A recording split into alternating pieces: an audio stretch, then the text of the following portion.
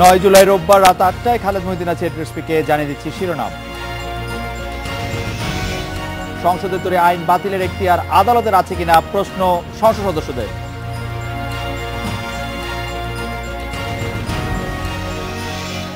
বন্যার আরো অবনতির আশঙ্কা, প্লাবিত হতে পারে ঢাকার নির্মাঞ্চল।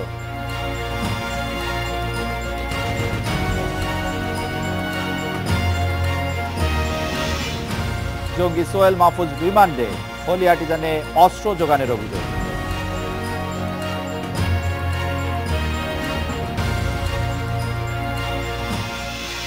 সংসদে তৈরি আইন বাতিলের এখতিয়ার আদালতের আছে কিনা এমন প্রশ্ন রেখেছেন সংসদ সদস্য মাইনুদ্দিন খান বাদল। সংসদ অধিবেশনে পয়েন্ট অফ অর্ডারে প্রশ্ন রাখেন তিনি। সংবিধানের ষোড়শ সংশোধনী বাতিলের রায় জনগণের কাছে কতখানি গ্রহণযোগ্য তা নিয়ে সংশয় প্রকাশ করেছেন তিনি। আপনি custodian of the constitution, nobody denies it, এটা আমরা কখনোই ডিনাই করি না, কিন্তু বলতে চাই আপনি কি যে কোনো আইন যেটা সংসদ তৈরি করে যে কোনো আইন আপনি বাতিল করে দিতে পারেন? Have you got that right? আপনাকে কনস্টিটিউশন তা দিয়েছে?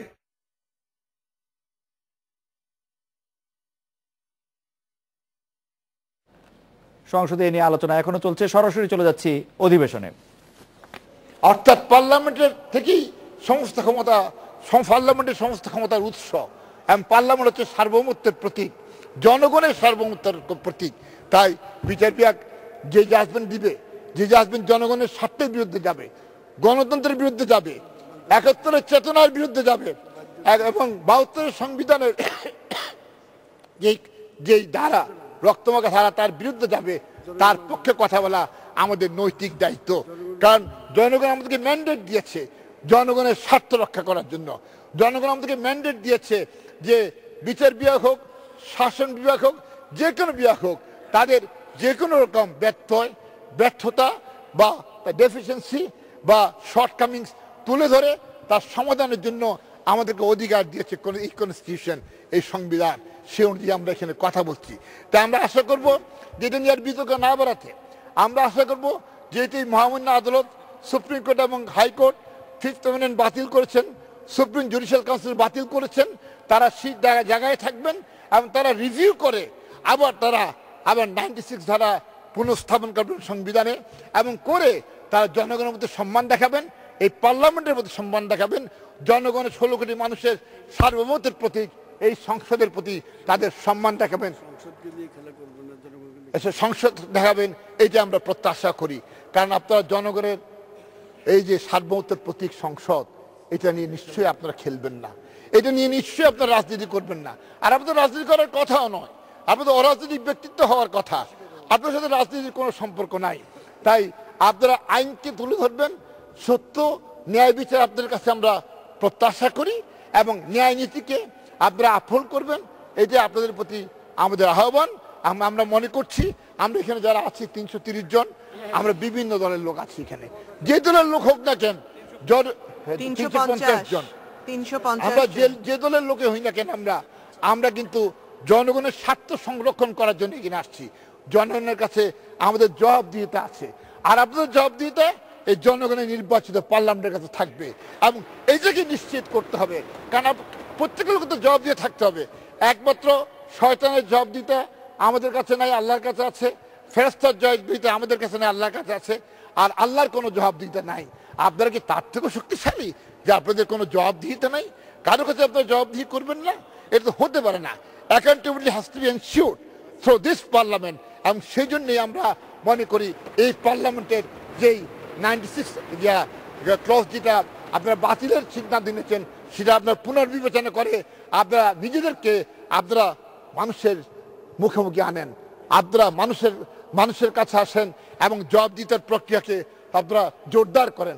আপনারা তো অ্যাকাউন্টেবিলিটির কথা বলেন, আপনারাই তো বলেন যে জবাবদিহিতা খুবই দরকার, এবং সেই জন্যই আমরা আশা করব এই জবাবদিহিতা পুনঃপ্রতিষ্ঠা করে আপনারা গণতন্ত্রের প্রতি সম্মান দেখাবেন, 16 কোটি মানুষের প্রতি সম্মান দেখাবেন, সংবিধানের প্রতি সম্মান দেখাবেন। ধন্যবাদ মাননীয় স্পিকার। সংসদে জিয়াউদ্দিন আহমেদ বাবলু বলছিলেন যে যে সংসদ সার্বভৌম এবং উচ্চ আদালত যাই কিছু হোক না কেন সংসদের আইনের বিরুদ্ধে সংসদের আইনের বিরুদ্ধে রায় দিতে পারেন কিনা, বাতিল করতে পারেন কিনা সেই প্রশ্ন তিনিও তুলছিলেন। আমরা একটা ছোট বিরতি নিচ্ছি, বিরতি নিয়ে পরে আরো সংসদ অধিবেশন নিয়ে আরো তথ্য জানাতে সংসদ ভবন থেকে অনিমেষ কর আমাদের সঙ্গে থাকবেন। এই মুহূর্তে সংসদে কথা বলছেন বাণিজ্য মন্ত্রী তোফায়েল আহমেদ, আওয়ামী লীগের সিনিয়র সংসদ সদস্যের কথা শুনতে আমরা সরাসরি চলে যাচ্ছি সেখানে। জানেন ক্ষমতা হস্তান্তরিত হলো না, অসহযোগ আন্দোলন হলো, 9 মাস আমরা যুদ্ধ করলাম এবং সে ঐতিহাসিক 10 এপ্রিল 1972 আমার এখানে আছে মুজিবনগর সরকারের জারিকৃত স্বাধীনতার ঘোষণাপত্রে উল্লেখ আছে, যেহেতু এই নির্বাচনে বাংলাদেশের জনগণ 169 জন প্রতিনিধির মধ্যে আওয়ামী লীগ দলীয় 167 জনকে নির্বাচিত করেন, যেহেতু সংবিধানের প্রণয়নের উদ্দেশ্যে অনেক কথা জানালে ইহাকান ইত্যাদি ইত্যাদি, মূল কথা হলো আমরা সেদিন গণপরিষদ আমরা গঠন করি। আমাদের 10 এপ্রিল ঐতিহাসিক মুজিবনগরে 70 নির্বাচনে জাতীয় প্রাদেশিক পরিষদের নবনির্বাচিত জনপ্রতিনিধিদের সম্মানে গঠিত বাংলাদেশ গণপরিষদ। তারপরে মুজিবনগরে আমাদের সরকার শপথ গ্রহণ করে। তারপরে আপনি জানেন যে আমরা জাতির জনক বঙ্গবন্ধু 10ই জানুয়ারি ফিরে এলেন, 12ই জানুয়ারি প্রধানমন্ত্রী হলেন এবং সংবিধানের প্রণয়নের জন্য একটি কমিটি গঠন করলেন। এবং আমরা সৌভাগ্যবান যে সেই গণপরিষদের সদস্য হিসাবে এই সংবিধানে স্বাক্ষর করার দুর্লভ সৌভাগ্যের অধিকারী হয়েছে। সেখানে জনাব বাদল বলেছেন, জনাব জিয়াউদ্দিন বাবলু বলেছেন যে সংবিধানের আর্টিকেল 7 যেখানে পরিষ্কারভাবে উল্লেখ আছে গণতন্ত্র প্রজাতন্ত্রের সকল ক্ষমতার মালিক জনগণ এবং জনগণের পক্ষে সেই ক্ষমতার প্রয়োগ কেবল এই সংবিধানের অধীন ও কর্তৃত্বে কার্যকর হবে। জনগণের অভিপ্রায়ের পরম অভিব্যক্তি রূপে এই সংবিধানের প্রজাতন্ত্রের সর্বোচ্চ আইন এবং অন্য কোন আইন যদি এই সংবিধানের সাথে অসামঞ্জস্য হয় তা হইলে সেই আইনের যতখানি অসামঞ্জস্যপূর্ণ ততখানি বাতিল করা হবে। এই হলো আমাদের সংবিধানের মূলনীতি। 4টি সেই মূলনীতির উপরে ভিত্তি করে 4টি স্তম্ভ আমরা সংবিধান প্রণয়ন করেছি। আমার ভাবতে অবাক লাগে যারা দাবি করেন তারা সংবিধানের প্রণেতা, নামের সাথে যোগ করা হয় যে সংবিধানের প্রণেতা অমুক। তাই যদি হয়, আবার এক সময় গর্ব করে বলতেন যে 72-এর সংবিধান এই উপমহাদেশের শ্রেষ্ঠ সংবিধান। মাননীয় স্পিকার, আপনি অত্যন্ত লেখাপড়া জানা একজন মানুষ। আপনি শুধু মাননীয় স্পিকার নন, আপনি ব্যক্তিগত জীবনেও খুব মেধাবী। আমি উল্লেখ করতে চাই যে এত অল্প সময়ের মধ্যে পৃথিবীর কোনো দেশে শহীদের রক্তমাখা এই সংবিধান প্রণীত হয়নি। জাতির জনক বঙ্গবন্ধু 1972-এর 4 নভেম্বর জাতীয় সংসদে একটি আবেগঘন পরিবেশে বক্তৃতা করেছিলেন।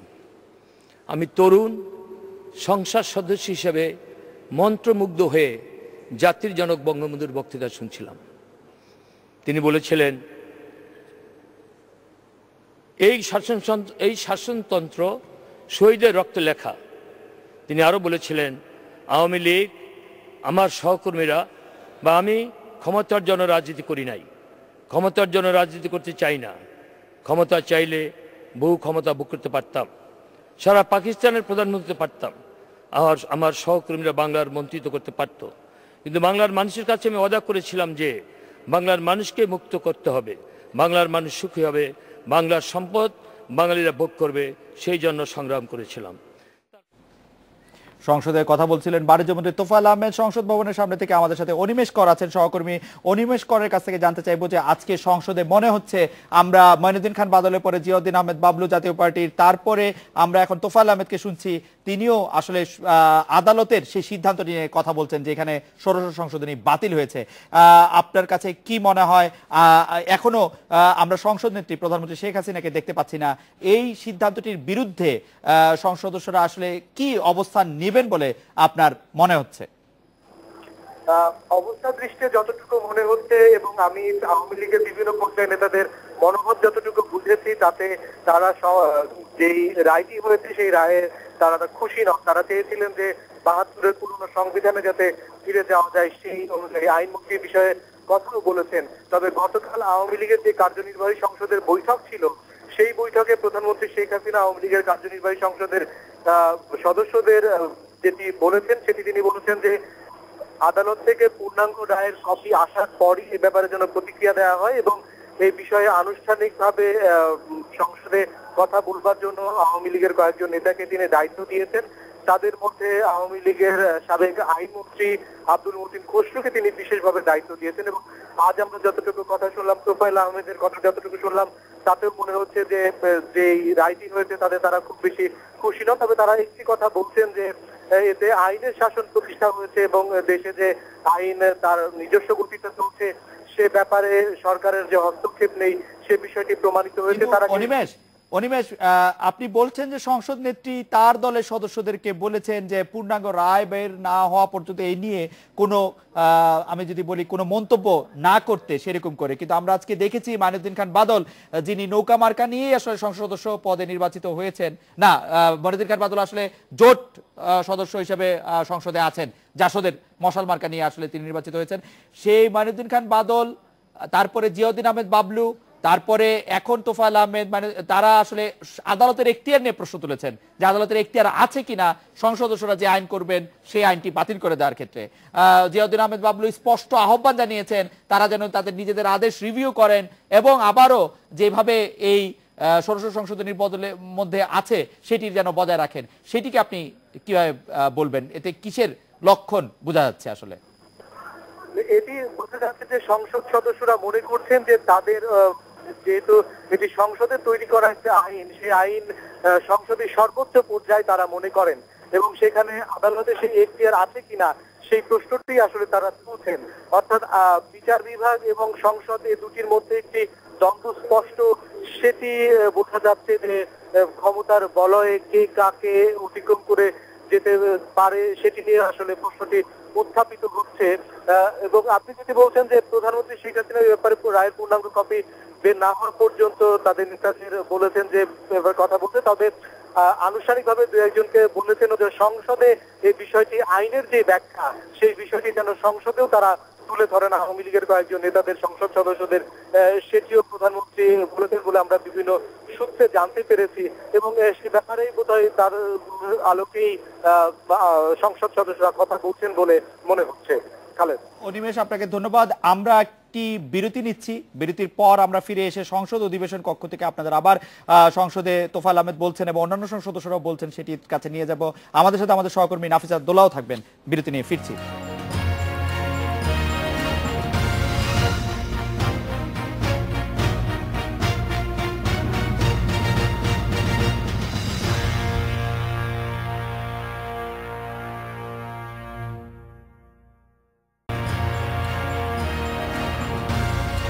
এই মুহূর্তে সংসদে আদালতের এখতিয়ার এবং সংসদের প্রণীত আইন নিয়ে কথা বলছেন বাণিজ্য মন্ত্রী তোফায়েল আহমেদ।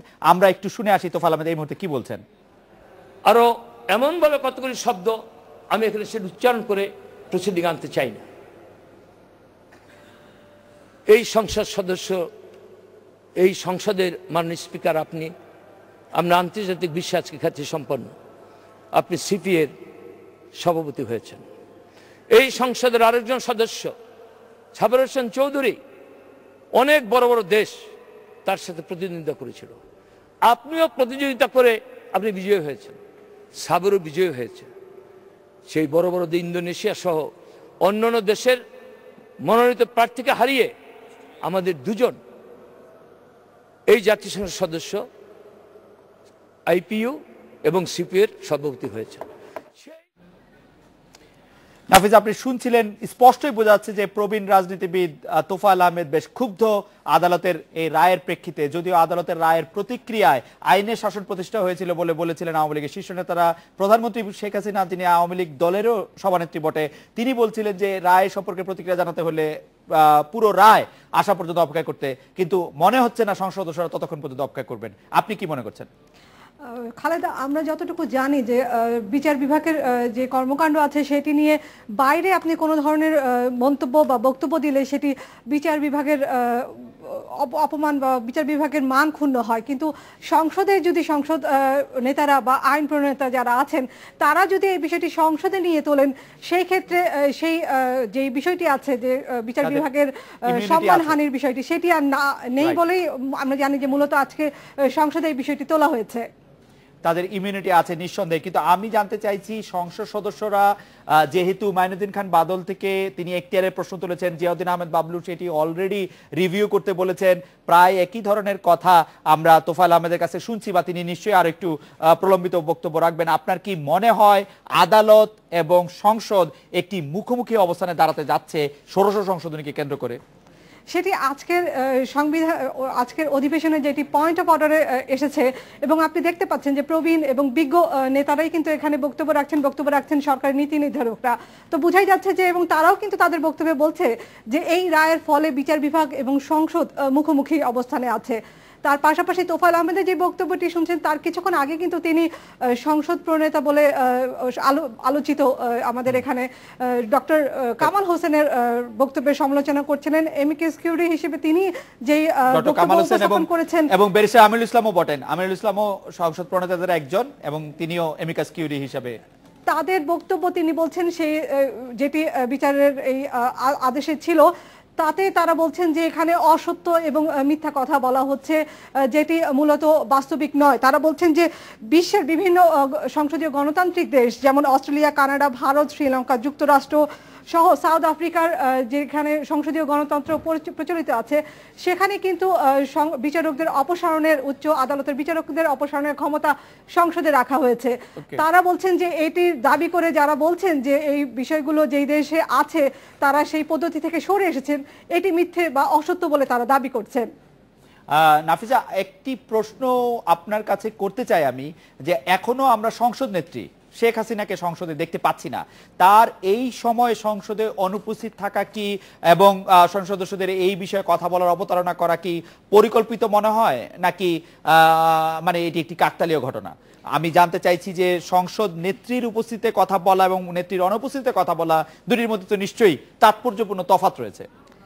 সেটি একটি রাজনৈতিক তফাৎ আপনি বলতে পারেন, তবে আমরা যতটুকু জানতে পেরেছি যে আওয়ামী লীগের কার্যনির্বাহী সংসদ বসেছিল শনিবারের দিকে, এবং সেখানে কিন্তু একটি সিদ্ধান্তের মতন এসেছিল দলীয়ভাবে, দলীয় ফোরামে সেটি আলোচনা হয়েছিল যে আজকের এই সংসদে এই বিষয়টি পয়েন্ট অফ অর্ডারে তোলা হবে, এবং সেটি নিয়ে যারা সংসদ সদস্যরা আছেন তারা তাদের স্বাধীনভাবে মতামত দিবেন এই বিষয়টি। যেটি আমি আগেই বলেছি খালেদ, যে সংসদে যদি কোনো কথা বলা হয় বিচার বিভাগ নিয়ে বিশেষ করে, সেটি যে কোনো কিছু নিয়ে সংসদের ইমিউনিটি আছে। এবং আপনি আপনার সাথে আলোচনা এবং আমাদের সহকর্মী অনিমেষ করো বলছিলেন যে এই মুহূর্তে এই দায়িত্ব এইটি নিয়ে আলোচনা করার একটি দায়িত্ব সাবেক আইনমন্ত্রী অ্যাডভোকেট আব্দুল মতিন খসরু রয়েছে। অ্যাডভোকেট আব্দুল মতিন খসরু, আপনার কি মনে হয় অ্যাডভোকেট আব্দুল মতিন খসরুর কথায় কি কিছুটা বোঝা যাবে যে শেখ হাসিনা এই সম্পর্কে আসলে কি মত পোষণ করেন? কারণ তিনি এই বিষয়ে বক্তব্য রাখবেন বা খুব শিগগিরই বক্তব্য রাখবেন, সেরকম কোনো সুযোগ আমি সেই রকম সম্ভাবনা আসলে দেখতে পাচ্ছি না। আপনি কি মনে করছেন? আমরা যতটুকু জানি যে এই মুহূর্তে, বা আমরা যতটুকু সংসদের সচিবালয়ের সাথে কথা বলেছি, এই মুহূর্তে কিন্তু যে বক্তব্য যারা যেই সংসদ সদস্যরা অংশ নেবেন সেই তালিকায় সংসদ নেতা বা প্রধানমন্ত্রী শেখ হাসিনা নেই। আপনি যেটি বলছিলেন যে সংসদ নেতা কিন্তু বিকালে যখন অধিবেশন শুরু হয়েছিলেন তখন তিনি ছিলেন, কিন্তু এই পয়েন্ট অফ অর্ডারে মাগরিবের বিরতির পর আমরা তাকে আর দেখিনি।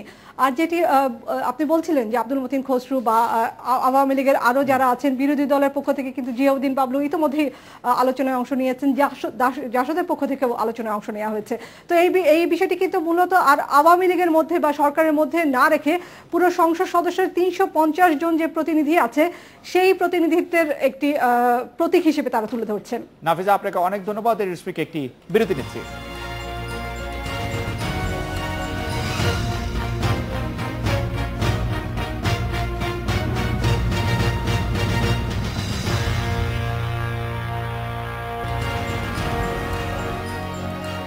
দেশে বৃষ্টি কম হলেও উজানের পানির তোরে বাড়ছে নদ নদীর পানি।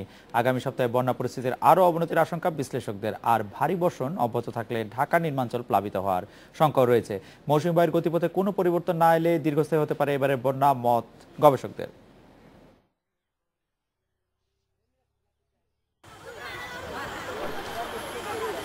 দেশের পূর্বাঞ্চলে বন্যার পানি কমে আসলেও বাড়ছে মধ্য অঞ্চল ও উত্তরাঞ্চলে। পানিবন্দী হয়ে পড়েছে সিলেট, বগুড়া, জামালপুর, সিরাজগঞ্জের লাখ লাখ মানুষ। নতুন করে পানি বাড়তে শুরু করেছে রাজশাহী, চাঁপাইনবাবগঞ্জ সহ উত্তরের জেলাগুলোতেও। পানি বাড়ার এ ধারা অব্যাহত থাকলে নতুন করে প্লাবিত হতে পারে নীলফামারী, গাইবান্ধা, কুষ্টিয়া ও যশোরের নিম্নাঞ্চল। আগামী 5 দিনে যদি আরো 7 ফুট 8 ফুট বাড়ে, ওখানে বন্যার ক্ষতিটা নির্ভর করবে সম্পূর্ণ বাঁধের স্থায়িত্বের উপরে। এখন ব্রহ্মপুত্র রাইট এম্বাঙ্কমেন্ট, সারিয়াকান্দি, কাজীপুর এই জায়গাটাতে খুব নাজুক অবস্থাতে আছে এবং এই বাঁধটা ভাঙলেই বাঁধের পিছনেই হচ্ছে বাঙালি নদী। বাঙালি নদীর সাথে যদি যমুনার কানেকশন হয়ে যায় তাহলে মহা বিপদ হবে। আবার কুশিয়ারা ও সুরমা নদীর পানি বাড়লে নতুন করে প্লাবিত হতে পারে সিলেট, সুনামগঞ্জ ও মৌলভীবাজার। ফলে বন্যা হতে পারে দীর্ঘস্থায়ী। মৌসুমী বায়ু ও আষাঢ়ের বৃষ্টি এর মূল কারণ বলছেন আবহাওয়াবিদ ও বিশেষজ্ঞরা। একটা মৌসুমী বায়ুর গতিপথ, তখন এটা রিসিডিং মৌসুম, এটা বলে মৌসুমী বায়ু তখন ফিরে আসে। জুলাই এই যে জুলাই মাস চলছে, তো এর 15-20 তারিখের মধ্যে সে পাঞ্জাব পৌঁছে যাবে, পাকিস্তানের পাঞ্জাব। তবে সেপ্টেম্বর মাসে, শরৎকালের দ্বিতীয় মাসে পশ্চিমবঙ্গকে ঘিরে এক ধরনের একটা নিম্নচাপ তৈরি হয়, অনেক বৃষ্টিপাত হয়। তখন সীমানা পেরিয়ে আমাদের কুষ্টিয়া, যশোর, খুলনা, সাতক্ষীরা অঞ্চলে বন্যা আসে। এ ধরনের পরিস্থিতি মোকাবেলায় সরকারের সুদূর প্রসারী পরিকল্পনা গ্রহণ জরুরি বলেও মনে করছেন বিশ্লেষকেরা। নাফিজাতুল্লাহ, ইন্ডিপেন্ডেন্ট নিউজ, ঢাকা। বন্যা পরিস্থিতি নিয়ে কথা বলতে এখন আমাদের সাথে আছেন বগুড়া পানি উন্নয়ন বোর্ডের নির্বাহী প্রকৌশলী মোহাম্মদ রুহুল আমিন এবং ফরিদপুর প্রতিনিধি মফিজুর রহমান শিপন। আমি প্রকৌশলী রুহুল আমিন, আপনার কাছ থেকে জানতে চাইবো যে আপনি গণমাধ্যমে বলেছেন যে সারিয়াকান্দি পয়েন্টে যমুনার বিপদসীমা ধরা হয় 16.70 সেন্টিমিটার। আপনার কাছ থেকে জানতে চাইবো যে এই মুহূর্তে সারিয়াকান্দি পয়েন্টে কতখানি পানি রয়েছে এবং কতজন বা কতটি গ্রামের মানুষ পানিবন্দী, সেই পরিসংখ্যান আসলে জেলা প্রশাসন আমাদের জানাতে পারেনি। আপনি আমাদের একটু বলবেন কি যে পানি এখন যে অবস্থায় আছে তাতে আসলে কতজন মানুষকে আমরা বন্যা দুর্গত বলতে পারি? প্রকৌশলী রুহুল আমিন। আসলে বগুড়া জেলার আসসালামু আলাইকুম। বগুড়া জেলার সারিকান্দি পয়েন্টে যমুনা নদীর বর্তমান পানি সমতল 16.95, অর্থাৎ বিপদ সীমার 25 সেন্টিমিটার উপরে। তো আজকে সারাদিনই পানি সমতল এই 25 সেন্টিমিটার উপরেই ছিল, অর্থাৎ পানি এখন স্থিতাবস্থায় আছে। তো আসলে আমাদের যমুনা নদীর ডান তীরে ব্রহ্মপুত্র ডান তীর যে বন্যা নিয়ন্ত্রণ বাঁধ আছে, এই বাঁধের ফলে বাঁধের ভিতরের অংশে অর্থাৎ সোনাতলার, সারিয়াকান্দি, ধুনট এই সম্পূর্ণ এলাকাটি বন্যামুক্ত। তবে বাঁধের বাইরে যে অংশটুকু আছে, বিশেষ করে চরাঞ্চল, এই অঞ্চলগুলো পানির বৃদ্ধির কারণে কিছু কিছু এলাকা নিমজ্জিত হয়েছে। তো যেহেতু উজানে ভারতীয় অঞ্চলে এই ব্রহ্মপুত্র আপার ক্যাচমেন্টে কিছু কিছু পয়েন্টে সামান্য কিছু বৃষ্টিপাত হয়েছে, এতে করে হয়তো আগামী 2-1 দিন পানি হ্রাস বৃদ্ধি ঘটতে পারবে। তবে জুলাই মাসের প্রথমার্ধে, দ্বিতীয়ার্ধের প্রথম দিকে হয়তো বৃষ্টিপাত কিছুটা কমে আসবে বলে আশা করা যায়। তাতে হয়তো আমাদের বন্যা পরিস্থিতি কিছুটা উন্নতি হবে। আমাদের সাথে মফিজুর রহমান শিপন রয়েছেন, আমাদের ফরিদপুর প্রতিনিধি।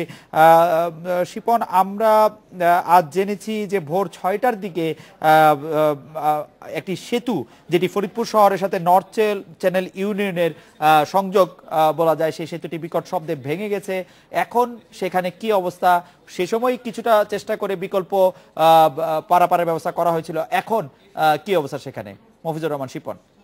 ঠিক আপনি যেমনটি বলছিলেন যে আজকে ভোর 6টার দিকে কিন্তু ফরিদপুর শহরের সদর উপজেলার গোলডাঙ্গি চরের যে ব্রিজটি, গোলডাঙ্গি ব্রিজ বলে আমরা যাকে চিনি, সেই ব্রিজটি কিন্তু পদ্মা নদীর পানির তোর অর্থাৎ স্রোতের বেগে কিন্তু সেটা ভেসে গেছে।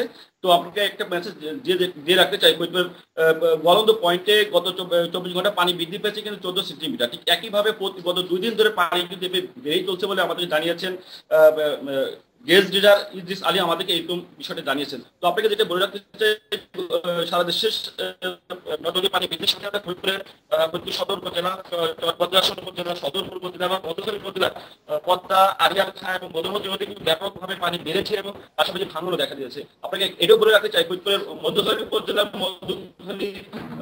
সেই ভাঙনের ফলে কিন্তু বিশিষ্ট মুন্সি আব্দুর রৌফের বাড়ি যাওয়ার যে রাস্তাটি, সেই রাস্তাটি প্রায় বিলীন হওয়ার পথে, সেখানে কিন্তু এখন কোনো পরিষ্কার যানবাহন চলাচল করতে পারে না। পাশাপাশি সদরপুর উপজেলার যে এমপি ডাঙ্গি যে স্থানটি পদ্মা নদীর পার, সেই পারে কিন্তু গত বছর পানি নেওয়ার প্রায় 2 কোটি টাকা ব্যয় বাঁধ নির্মাণ করেছিল, সেটি কিন্তু এবার বিলীন হয়ে গেছে, পুরোটাই বিলীন হয়ে গেছে এবং নদী ভরে চলে গেছে। মফিজুর রহমান শিপন, আপনাকে ধন্যবাদ। আমি জনাব মোহাম্মদ রুহুল আমিন আপনার কাছে আবার একটু ফিরতে চাই।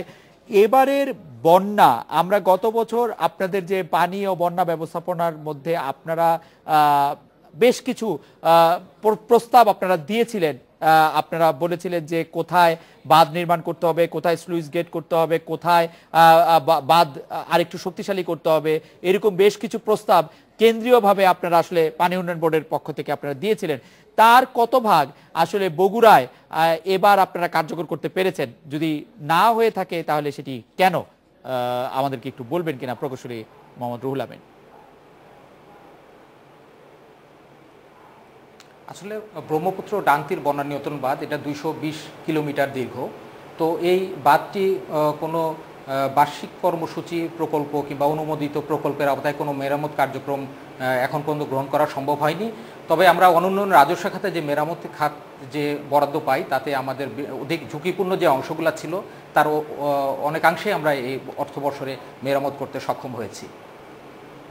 এছাড়া আপনারা যমুনা বা ব্রহ্মপুত্রের কোনো ইয়েতে আপনারা কি বলেছিলেন যে নতুন করে কোনো বাঁধ দেওয়া বা নতুন করে কোনো নদী শাসনের পরিকল্পনা, নদী খননের পরিকল্পনা আপনারা দিয়েছিলেন কিনা পানি উন্নয়ন বোর্ড থেকে কেন্দ্রীয়ভাবে?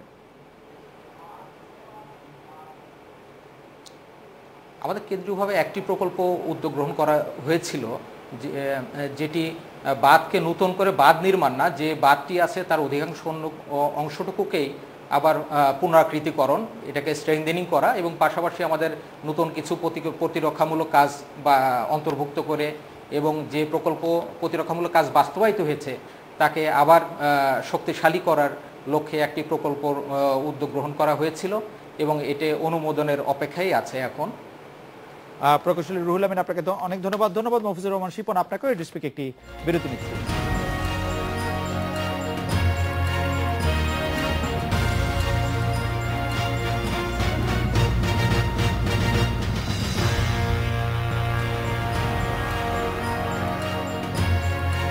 ষোড়শ সংশোধনী বাতিলে আদালতের এখতিয়ার নিয়ে সংসদে এখনো আলোচনা চলছে। এই মুহূর্তে কথা বলছেন আওয়ামী লীগ দলীয় সংসদ সদস্য শেখ সেলিম। এখন সংসদ নেতা শেখ হাসিনাও আছেন এই মুহূর্তে সংসদে। আমরা চলে যাচ্ছি অধিবেশন কক্ষে। সংবিধান পরিপন্থী আপনার বিরুদ্ধে আপনি ব্যবস্থা নেবেন, আপনার জবাব দিতে হবে না। যেখানে পার্লামেন্টের জবাব দিতে করে রাষ্ট্রপতি, প্রধানমন্ত্রী, স্পিকার, রাষ্ট্রপতি কে ইমপিচমেন্ট করা যাবে, প্রধানমন্ত্রীকে যাবে, স্পিকারকে যাবে, আপনি হলো সবাই আইনের ঊর্ধ্বে, আপনাকে করা যাবে না। আপনাকে নিয়োগ দেয় রাষ্ট্রপতি, সেই রাষ্ট্রপতিকে ইমপিচমেন্ট করা যাবে। এ কোন ধরনের আপনার বিচারপতি, কোন ধরনের আপনাদের জাজমেন্ট? এইসব জাজমেন্ট করে আপনারা কোথায় নিয়ে যাচ্ছেন? আপনার সেই আমাদের তোফায়েল সাহেব বলছে, বাদল বলছে, আমি ওটা বিস্তারিত যাই না।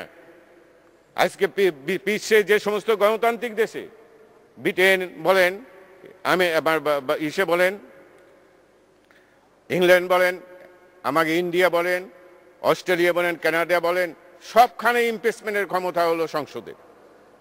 এত ভয় কেন? কি কারণে? বিচারপতিতে তো একটা সীমাবদ্ধতার ভিতর থাকতে হবে।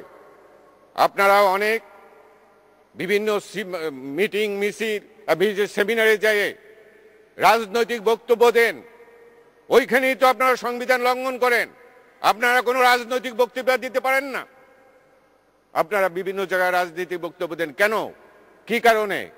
অতীত আপনাদের পূর্বসূরীরা এক এক জায়গা ক্রান্তিকারী এসে বলে এক সময় হাজির হয়েছেন কোনো অশুভ শক্তির সাথে, সেই আশায় ও আশা বাংলাদেশে আর বার হবে না। সংবিধানের 7(2)তে বলা আছে যে কেউ যদি অবৈধভাবে মানে অবৈধ ক্ষমতা দখল করে, ক্ষমতা দখলের চেষ্টা করে বা কারো সহযোগিতা করে, আমরা এই সংসদ আমরা এটা সংশোধন করে জনগণের সর্বময় ক্ষমতার অধিকারী সেইটা আমরা 72-তে করেছি। তারা যদি অপরাধ করে সেই অপরাধের বিচার আগে ছিল না, এই বাংলার মাটিতে হবে। যে কোনো অপরাধ করলে বাংলার মাটিতে হবে, আজ হোক কাল হোক পশু হোক হবে, এবং তার সর্বোচ্চ শাস্তি হল ক্যাপিটাল পানিশমেন্ট। সুতরাং ভেবেচিন্তে যা করবেন একটু করবেন। আর ওই যে কি অ্যামিকাস কিউরি হয়েছে ডক্টর কামার হোসেন, কোথাকার ডাক্তার আমার জানি না, উনি কি মুরগির ডাক্তার না সাগরের ডাক্তার না বেড়ার ডাক্তার না এমনি ডক্টর, কোন ডাক্তার? এই ডাক্তার সে প্রেসক্রিপশন একটা দিয়ে দিছে যে সংসদ পারবে না, সুপ্রিম জুডিশিয়ারি করবেন। আপনি কানে হাত দিয়ে ওঠেন বসেন, 72-এর সংবিধান প্রণেতা আপনি বলতে পারবেন না। এই ব্যারিস্টার আমিনুল ইসলাম, এই দুইজন, এটা কত বড়